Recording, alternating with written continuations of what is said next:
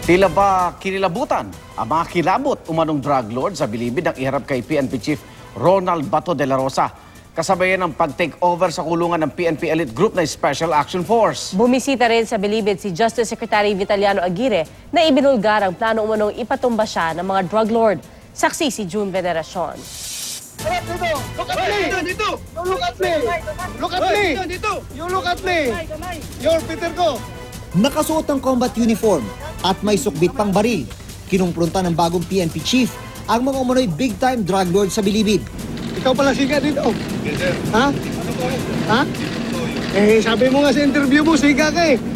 Ha? Dagdagan mo pa yung office mo, sabi mo, hindi ka lang, hindi ka lang killer, karnaper pa. Ano pa yung sabi mo? Dinagdagan mo lang. Sinagot mo lang. So, ikaw ang mayor dito. Yes po, sir. Konti, sir. Yes po, sir. May ikinanta ang huli pero hindi ito literal. Si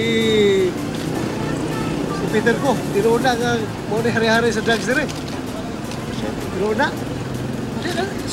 Bangka ka naman ulam ang kabuta, magkaka.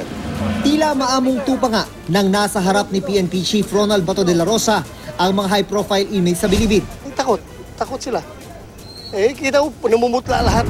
Yan ay habang ginagalugad ang kanilang mga selda na nakuha na naman ng shabu, cash at mga cellphone signal booster na panlaban sa signal jammer ng mga otoridad. We expect na their communication will be cut off from the outside world. Ito ang Oplan Galugad na pinangunahan ng mahigit 300 komando ng PNP Special Action Force na siyang mga bagong bantay na ng bilibid. Magre-retraining naman ang mga prison guard ng Bureau of Corrections o BUCOR, lalo't talamak din umano ang katiwalian sa loob. Simula August 1, Director General na nila si Marine Major General Alexander Balutan. Yung iba din talaga dyan, tainted na rin. So to remove that, kailangan natin i-rotate.